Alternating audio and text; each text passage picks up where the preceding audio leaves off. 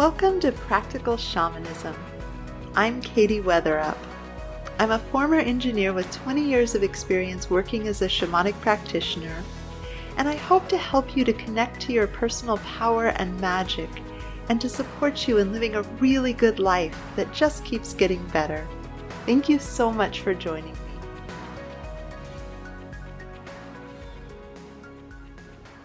So I have embarked upon online dating after an interval of having my dating ads down. I took a break while I was dealing with a condo situation that you may know about if you've listened to earlier podcasts, and if you haven't, it is not relevant to anything I'm going to talk about other than my just having a period of time where I was aware that my emotional stack had some other stuff in it, and that online dating can have a lot of highs and lows. It can be really activating. There's a lot of projection and chemistry that can happen.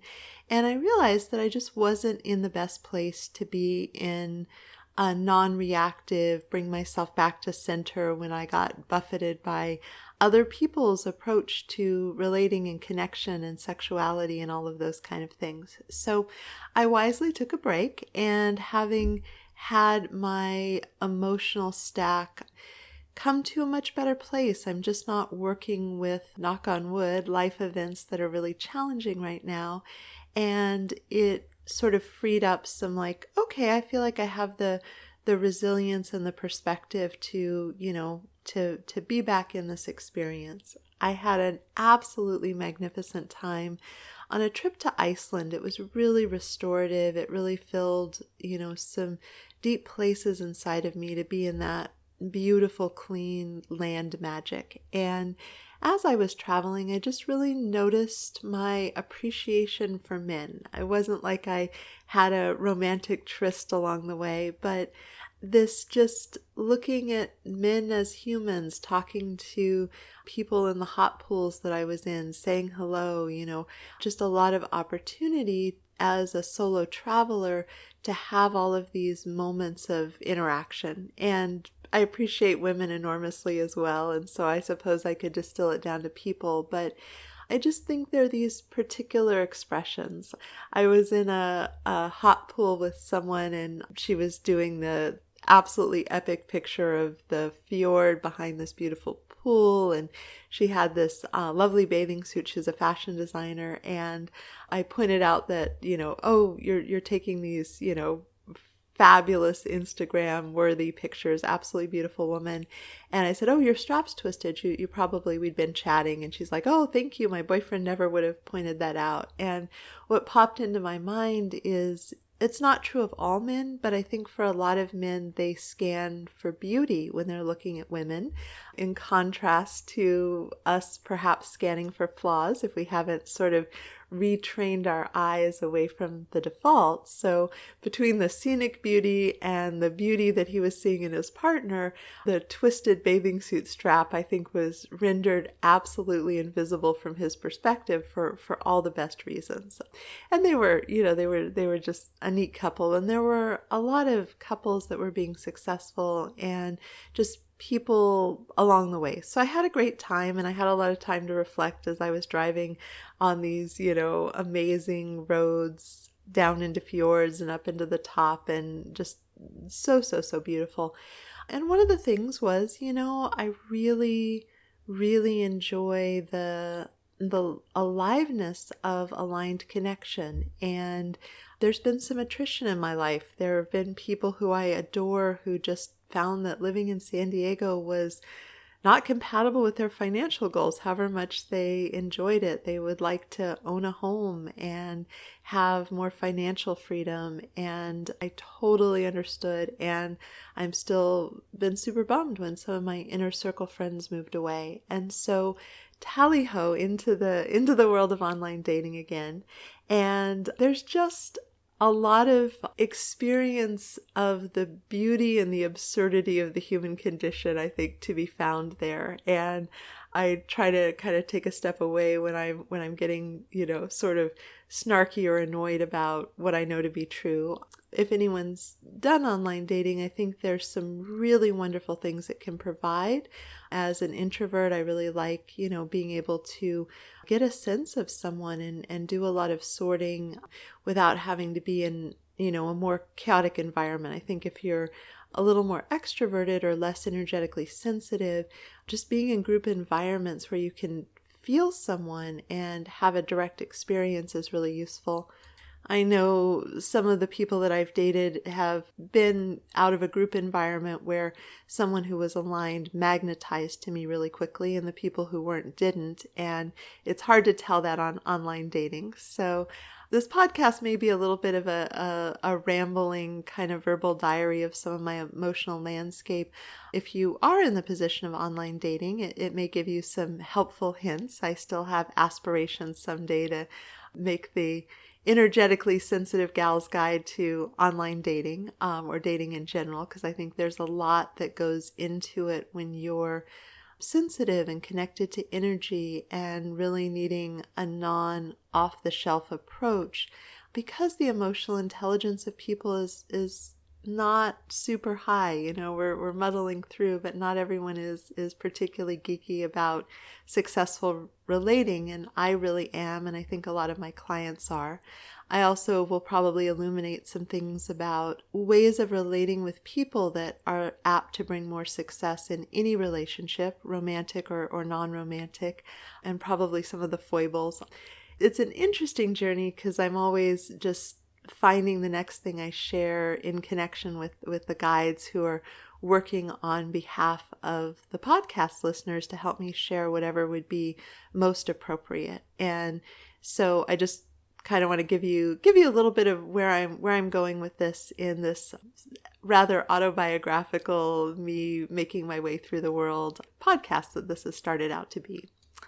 So one of the things that is particularly quirky and somewhat difficult for me, I think a lot of people struggle with this to varying degrees, but it's particularly challenging for me, is the fact that it's just never a good idea to give advice. Even if you're looking at someone and you're like, oh, this person seems like a lovely human and they could have so much more success if they added this bit of knowledge or they had this perception. And people just don't love unsolicited advice. And people who are interacting with me on a dating site are probably interested in getting access to sex or attention or perhaps something else, but probably one of those things, and they are not the demographic that has come to me for insightful feedback. And like 90% of the time I manage to behave and remember, and then occasionally I just can't resist saying something, and then it goes about as you would expect it to go. And I remember that I should probably,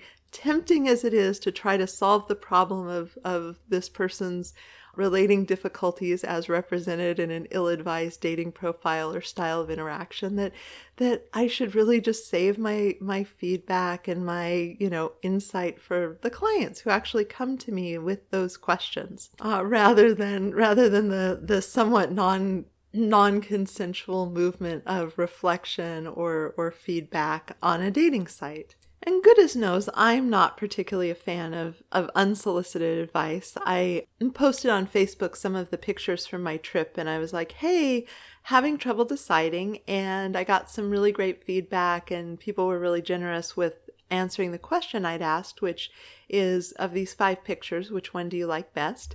It validated my perception that it was a complicated question. The pictures were all kind of similar because there were a wide variety of people that I trust who I think know me really well, who would have a good sense of whether an image shows something about me.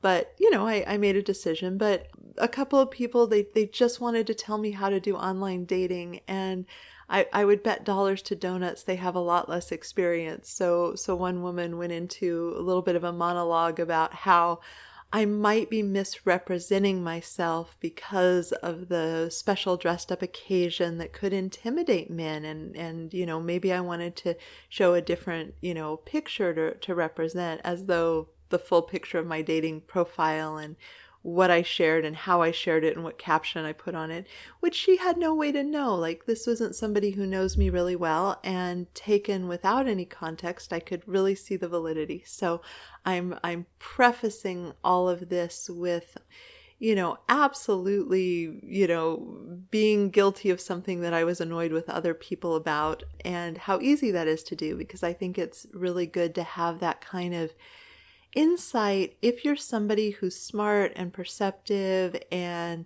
has, really good advice. And if it's solicited, you get a lot of appreciation and value for it.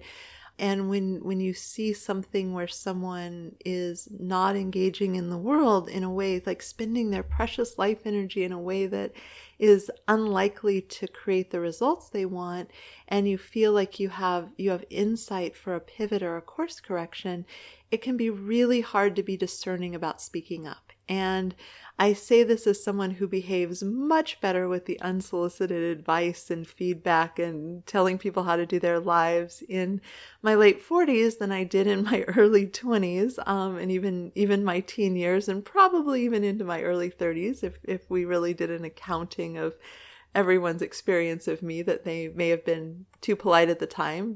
I certainly was on the Facebook post too polite to say, hey, this wasn't what I was asking for, because I didn't want to create friction with a random person in the community who was trying to contribute. Like, she was genuinely trying to contribute to me in a particular way, and I did not appreciate her efforts. And I just tend to have an unfair amount of grumpiness about unsolicited advice and people telling me how to do me, given how much I have inflicted that on other people. It is quite ironic in a way.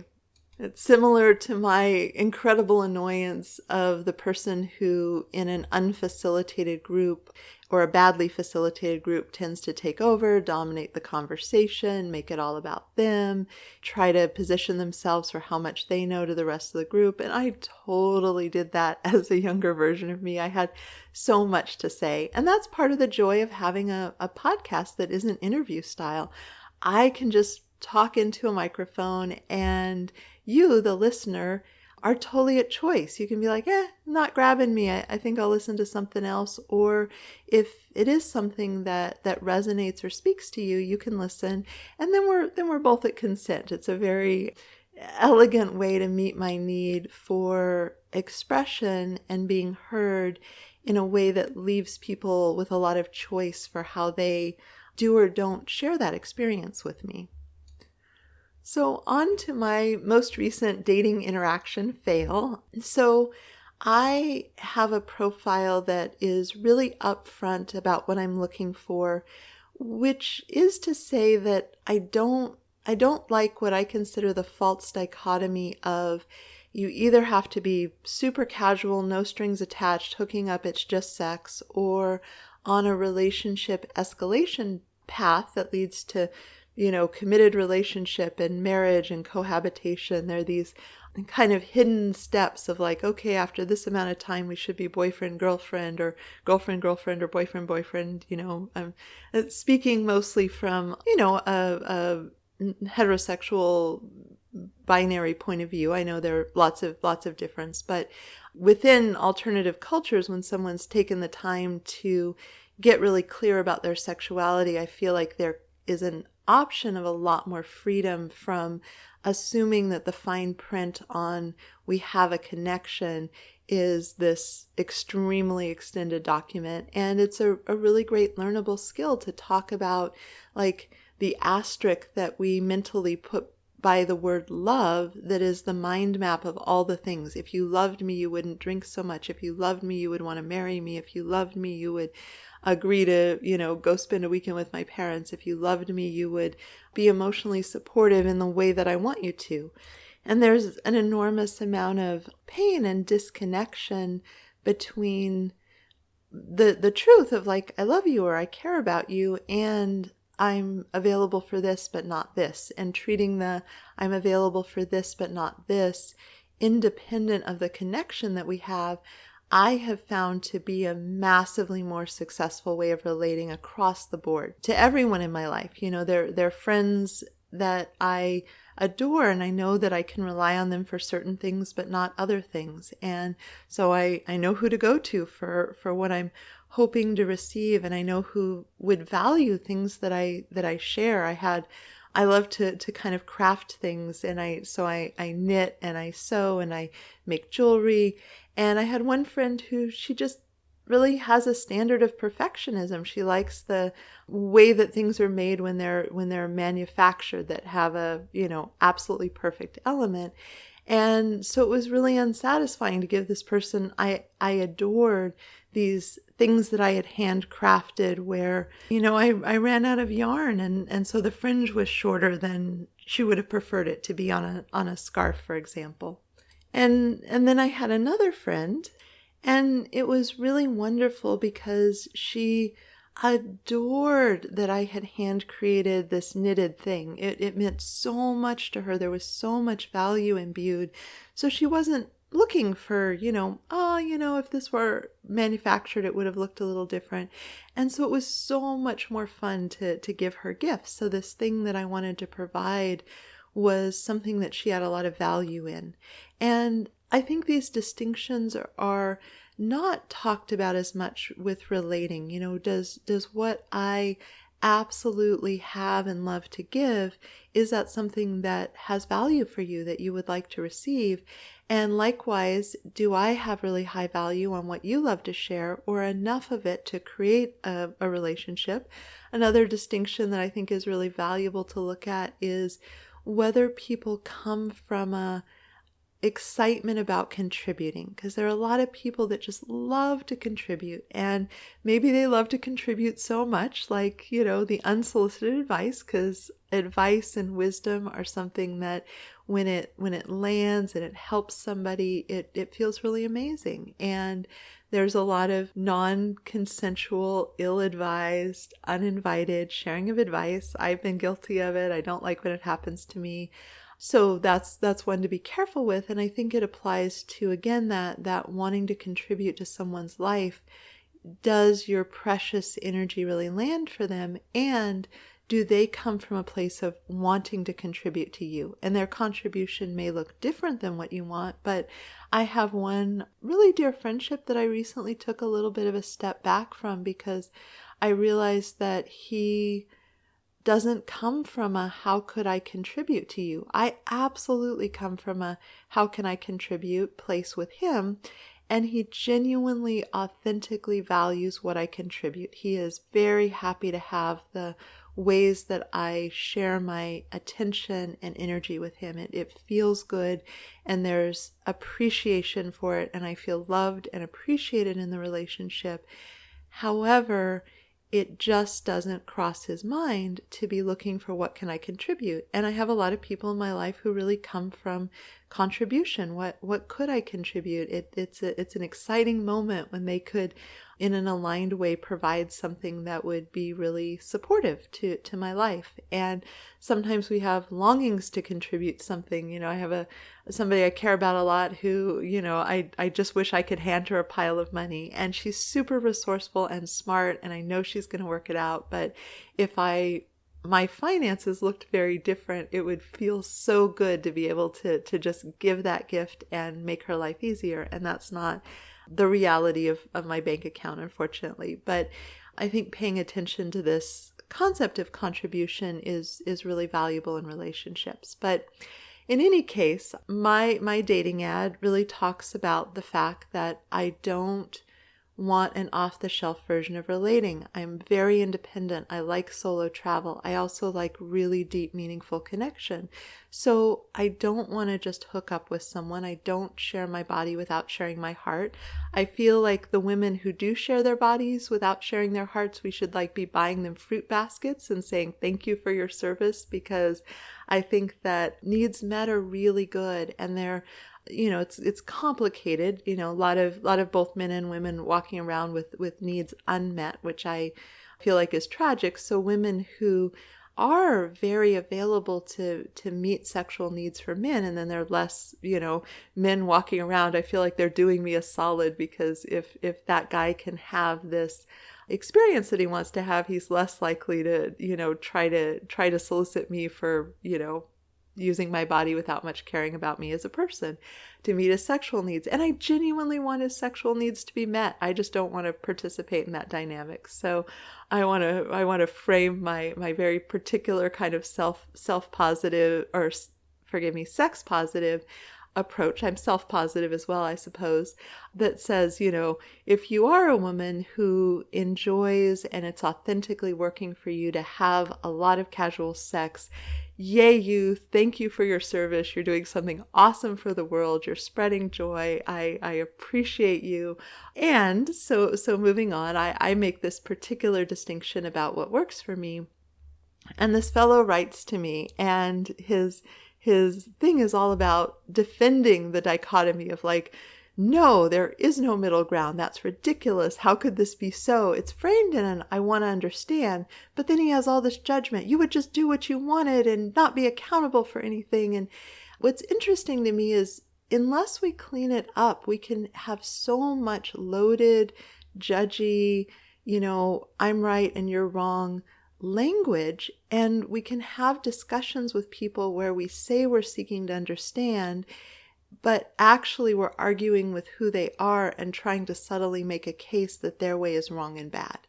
And rightly or wrongly, correctly or incorrectly, looking at like him trying to prove that Match.com was specifically for people seeking marriage, and maybe that's in their advertising. I don't know. I haven't looked recently, but it was really filled with that underlying, I want to have a conversation with you about this. I want you to engage with me in explaining where you're coming from, because I don't believe that, that this something outside of this dichotomy of either hooking up or, the marriage minded, the escalation of a relationship exists or is valid.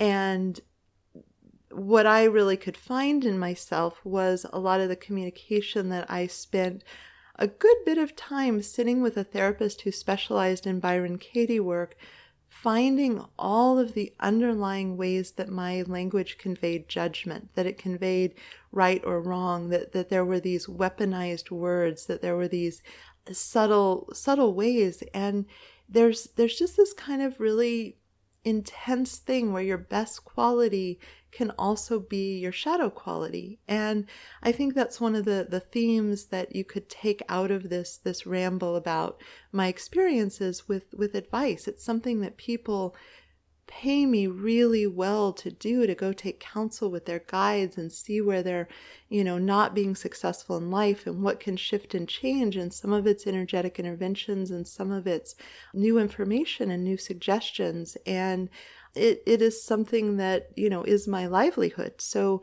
clearly there are all these people who are placing high value on it.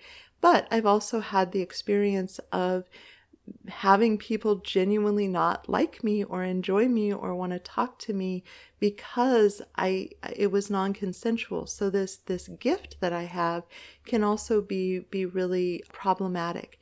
And that bright mind and that ability to, kind of see the world a certain way can be put into service of going in, if you're emotionally charged about something, and arguing that the other person's way is invalid, even while you're pretending to be in dialogue. And I just want to say, for all the people who've come across a big-hearted, well-intentioned person who thought that the path to intimacy was to out-argue them, and they just gave up on being heard because it was so incredibly uphill, because I've inflicted that on people, especially in romantic relationships.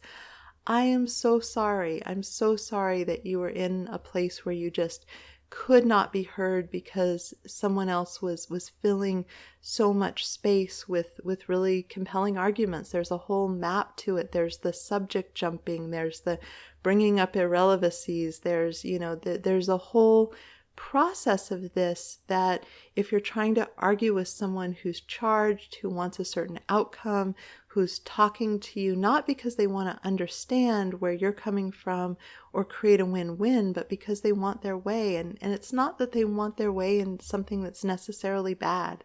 I totally geeked out. There's an HBO series that I just adored. It's called Looking, and it's following these paths of these gay men who are, having all these experiences and looking for love and looking for connection and looking for, right livelihood and all of these. It was a really emotionally rich kind of thing. And one of the things that really gets highlighted is that there are lots of valid ways to do relationship.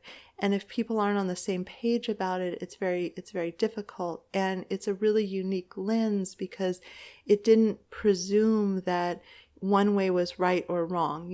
Again, people would take a ton of different things out of this series, but if you don't go in with this is valid and this isn't, and therefore I want to talk you out of it, it's just a different kind of thing. And you can come to no deal. You can come to, I appreciate a whole heck of a lot about you, but this is just a bad match for me. But there's such a maturity in holding your emotional investment, the outcome that you really long for, knowing that you may lose relating to this person. I had a very mature, calm, let's sort this out conversation with somebody I was dating a while back.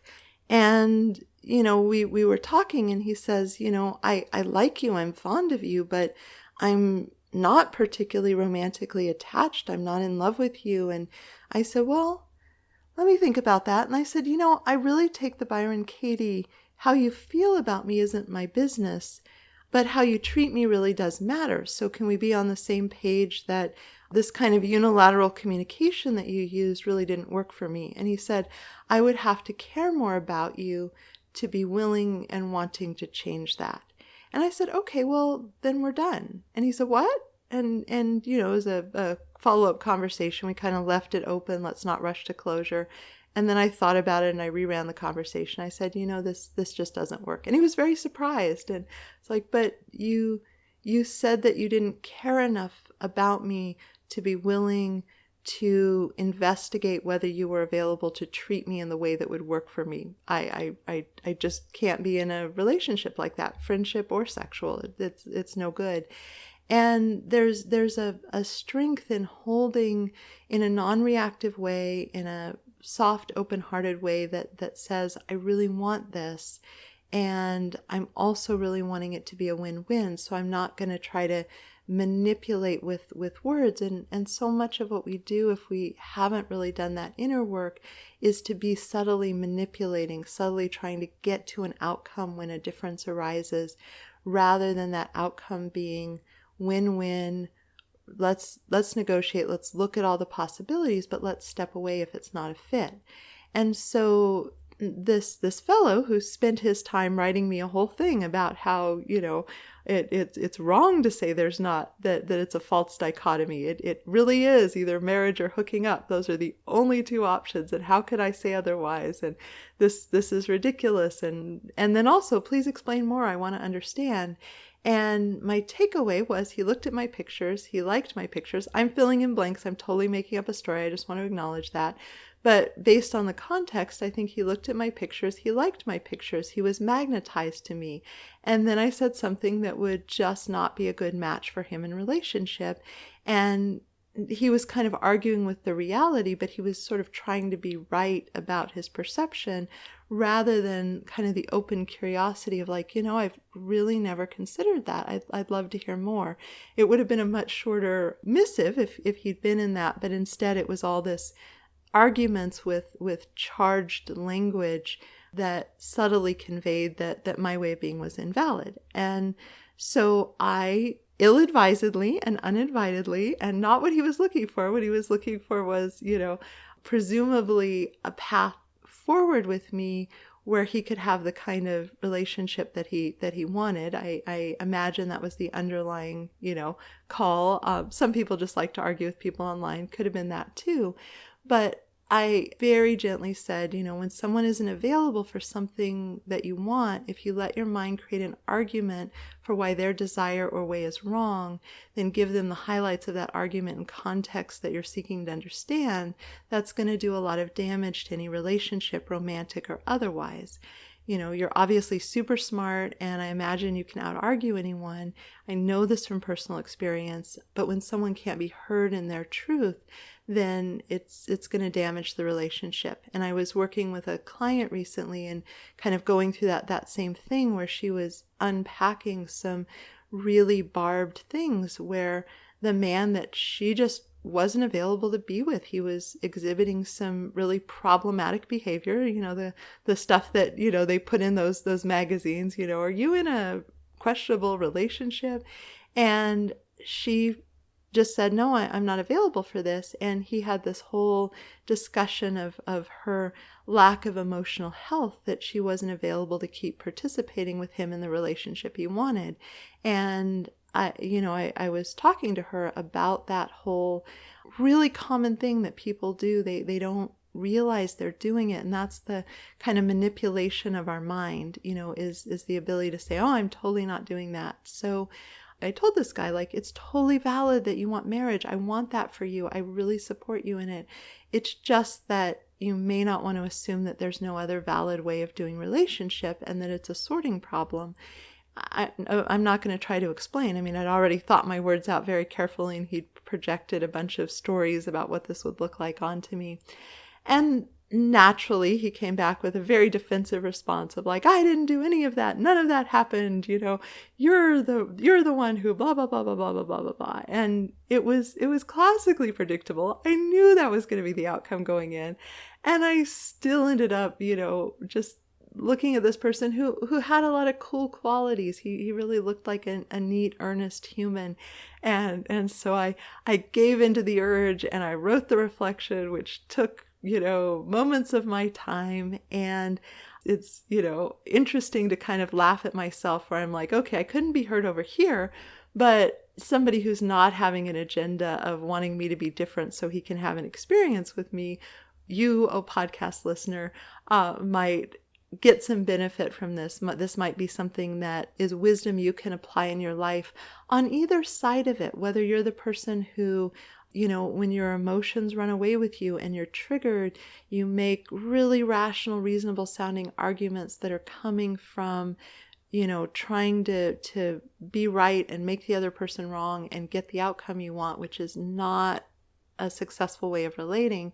There are a lot of people who gave me a yes in those early years that was really a no that they found a way to get out of later, because my persistence, if I happened to really want something, was such an intense wave to stand against that they just didn't. They're people who are really good at getting a yes because they just are such a pain in the ass until you say yes, and then you find out, oh, I'm feeling under the weather. You relieve the tension of the interaction, but it's not a wholehearted, fully consensual. It's an under duress kind of agreement. And if you're someone who can find that in you and start to clean it up and kind of keep a rein on it so your partner doesn't have to rein you in, or your coworker or your child or whoever, it's going to make for a lot more success in relating.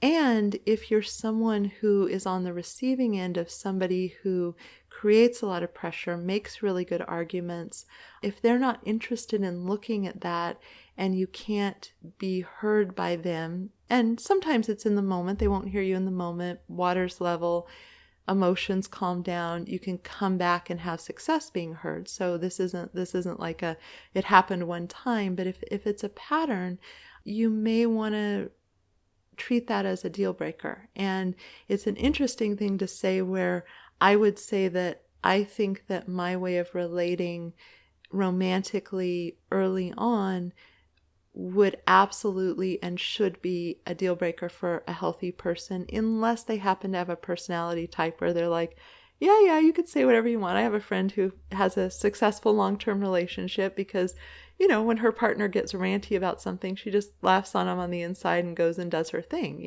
and that's built into the relationship. She just doesn't take him all that seriously. And it's a price of admission. She's like, yep, I put up with this, but here are these other good things and ways we match. And yeah, it works for me. And that's valid for her too. So not saying, absolutely don't be with this personality type or person that hasn't done this inner work, but just make sure that you're not being kind of, pushed into things that don't work for you because of this, this kind of relationship dynamic. And this can be really, really difficult. It can really undermine the emotional well-being and trust in a relationship that might work really well in other ways, that might have a lot of love and trust and affinity and alignment. And it can just be so subtle. The fellow, absolutely found that I was completely wrong. His confirmation bias presumably kicked in again. I'm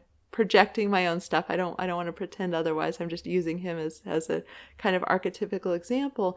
But I knew going in his confirmation bias was probably going to kick in, and me being wrong and bad rather than providing something that might provide him with some insight that could get him a lot better success in relating was unlikely to be the outcome.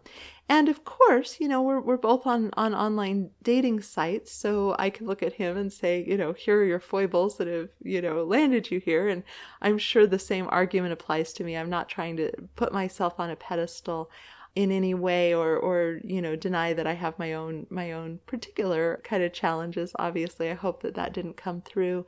But I think it's just really, really nice. And I hope this kind of creates some safety to sort of notice if this is something that comes up. As Brene Brown kind of gets into some of her later work, I think she talks about this in a really beautiful and vulnerable way. So if you're like, ooh, where can I hear more about that? I think that's a really useful source. And for me, Byron Katie work can be a lot of things, but for me, I just noticed how much judgment and the victim, persecutor, rescuer triangle really creeps into our language. There's so much that's languaged about someone is right and someone is wrong, and the subtleties of language are communicating that rather than doing the extra work to create something that has more neutrality, that looks to the needs that people are trying to meet and making them both valid. Compassionate communication is another really great tool to just delve deeper, where you have a framework where everyone is valid and you might be able to work out a win-win with them that allows you to relate in a particular way, and you may not. And both of those are good and true and appropriate.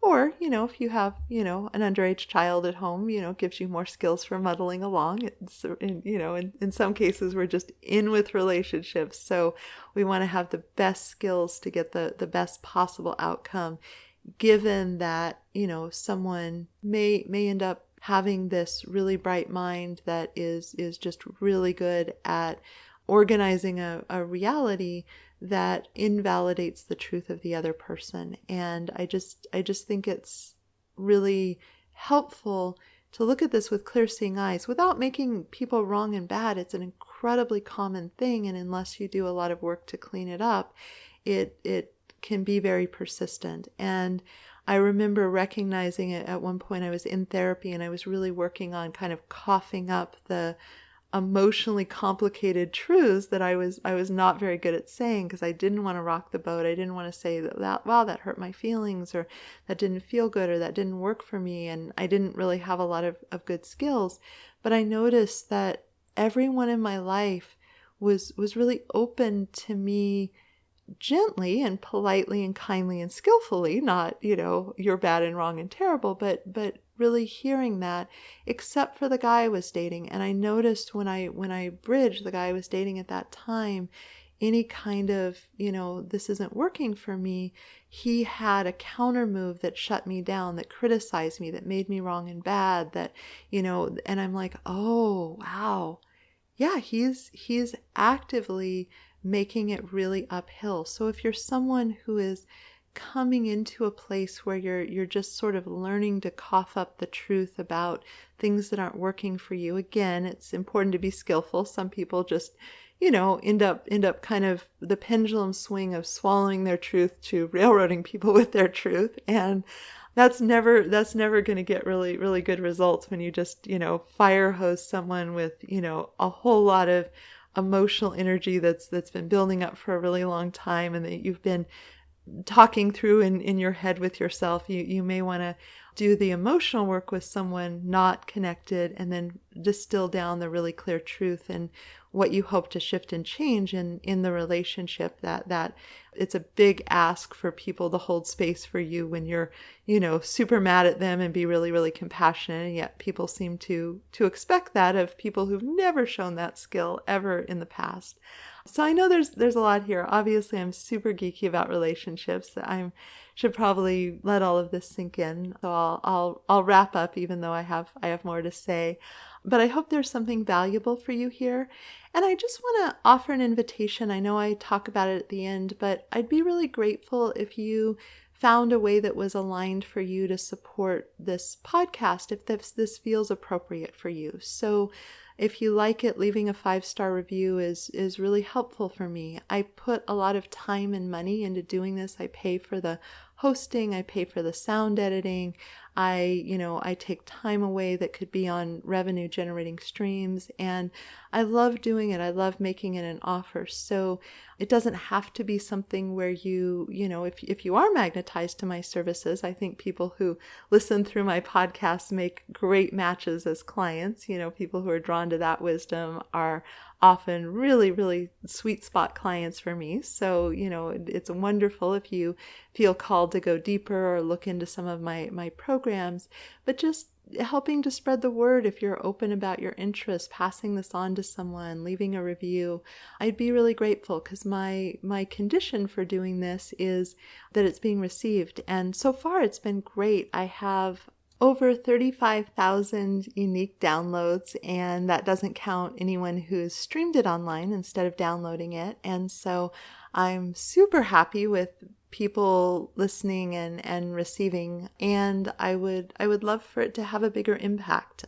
So if that's not appropriate for you, I totally honor that, but I just want to put out, a lot of times, there's a lot of culture that's trying to grab your attention, and I get that. I get that there's a lot of, this is part of an advertising or a funnel, but I don't tend to use the podcast in a really funnily sort of way where I mention things that I feel like might be relevant to someone who's interested in the topic.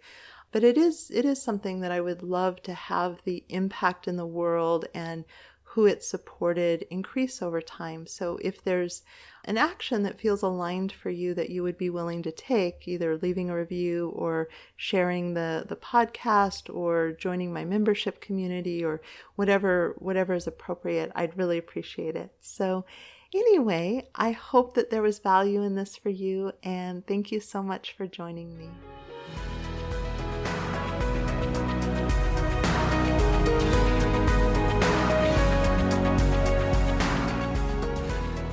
Thank you so much for joining me. To learn more about me and my work, please visit my website at handsoverheart.com. There you can join my mailing list for access to free bonus content in the members-only area. If you've enjoyed this, please consider subscribing and leaving a review. It would help me out a lot. Also, a special thank you to my patrons for your support. You offer me the time freedom to work on passion projects like this one. If you'd like to receive personal shamanic support from me and my team of guides, please consider joining my Patreon community. You'll find the link below. And again, thank you so much for listening. This is Katie Weatherup, wishing you wholeness and happiness.